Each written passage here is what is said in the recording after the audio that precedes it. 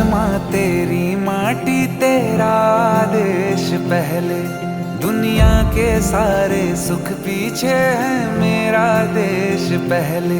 है तिरंगा शान अपनी, देंगे इस पे जान अपनी।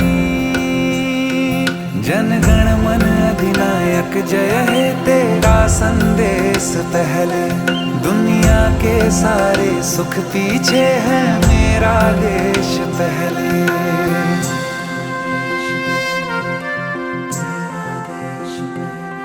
हर एक अंत एक नए आरंभ का आगाज है। दिनांक 6 दिसंबर 2025 यूनिटी मार्च राष्ट्रीय पदयात्रा का खास और अंतिम पड़ाव, जो खास इसलिए था कि आज इस यात्रा के समापन को नई ऊर्जा देने हेतु जुड़ने वाले थे देश के महामहिम उपराष्ट्रपति श्री CP राधाकृष्णन जी। पिछले 10 दिनों की ऊर्जा और उत्साह को समेटे हुए कदम बढ़ा रही इस ऐतिहासिक पदयात्रा के दौरान माननीय केंद्रीय मंत्री डॉक्टर मनसुख मांडविया ने सरदार स्मृति वन में वृक्षारोपण किया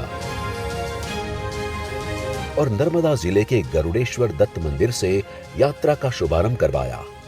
आज की यह यात्रा सरदार साहब के विचारों को आत्मसात करते हुए संकल्प से सिद्धि की ओर आगे बढ़ी। तत्पश्चात डॉक्टर बाबा साहब आम्बेडकर के महापरिनिर्वाण दिवस के अवसर पर एक विशेष पड़ाव आया। माननीय मंत्री श्री मनसुख मांडविया और पदयात्रियों ने बाबा साहब की प्रतिमा पर माल्यार्पण कर उन्हें भावभीनी श्रद्धांजलि दी। संविधान निर्माता के विचारों से नई ऊर्जा लेकर यह विशाल जनसमूह अपने अंतिम गंतव्य स्टैच्यू ऑफ यूनिटी की ओर सरदार साहब के चरणों में वंदन करने हेतु आगे बढ़ा। अंतिम दिन थकान तो जैसे कोसों दूर थी। 11.5 किलोमीटर की इस राह में हर तरफ सिर्फ जोश, उत्साह और नई ऊर्जा का संचार था। जब 182 किलोमीटर की यह चिरंजीवी यूनिटी मार्च अपने गंतव्य स्टैच्यू ऑफ यूनिटी पर पहुंची तो पदयात्रियों की आंखों में एक अलग ही चमक थी। दुनिया की सबसे ऊंची 182 मीटर की इस विराट प्रतिमा को सामने देख उनकी आंखों में अपनी तपस्या के सार्थक होने का भाव साफ झलक रहा था। यह क्षण था अकल्पनीय व अविस्मरणीय, जब इस यात्रा के कदम रुके पर हृदय का भाव गूंजता रहा। जय सरदार! जय सरदार! जय सरदार! जय सरदार! इसके बाद फिर आयोजित हुआ इस ऐतिहासिक पदयात्रा का समापन समारोह, जिसमें पधारे हुए देश के महामहिम उपराष्ट्रपति श्री CP राधाकृष्णन, गुजरात के महामहिम राज्यपाल श्री आचार्य देवव्रत, गुजरात के माननीय मुख्यमंत्री श्री भूपेंद्र पटेल, माननीय केंद्रीय मंत्री डॉक्टर मनसुख मांडविया, माननीय केंद्रीय मंत्री श्री राजीव रंजन सिंह तथा केंद्रीय मंत्रीगण, गुजरात के गणमान्य महानुभावों ने सरदार साहब की प्रतिमा को नमन कर भावपूर्ण पुष्पांजलि अर्पण की। इस समारोह में बारडोली स्वराज आश्रम से जुड़ी आदरणीय श्रीमती निरंजना कलार्थी जी का सानिध्य प्राप्त हुआ। उन्होंने अपनी गरिमामयी उपस्थिति से सभी ऊर्जावान पदयात्रियों को आशीर्वाद प्रदान किया।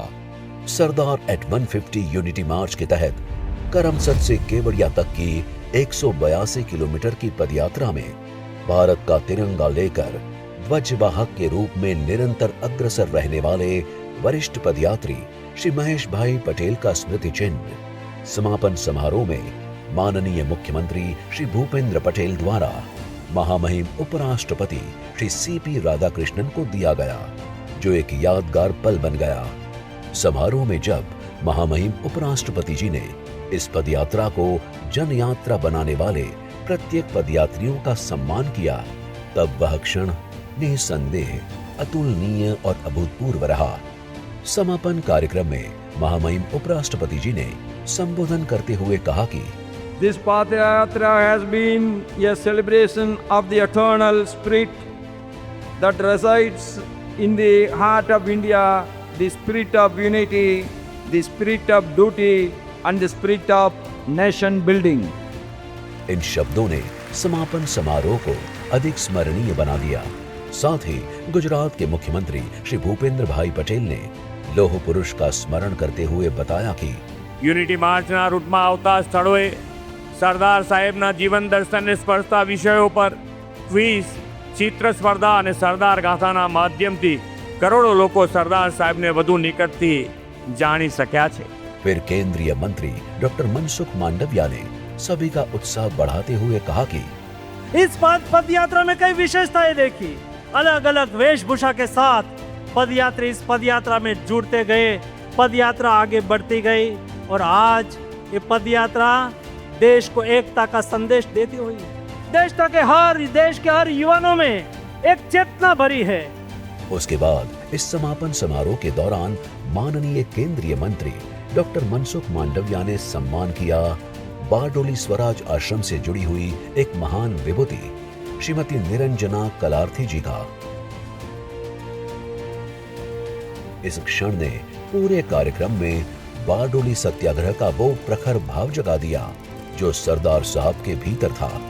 फिर आया समापन समारोह का अंतिम क्षण, जब महामहिम उपराष्ट्रपति जी ने यूनिटी मार्च में 182 किलोमीटर चले सभी पदयात्रियों से मुलाकात कर सभी यात्रियों के जज्बे, अडिग इच्छा शक्ति और दृढ़ मनोबल की सराहना की।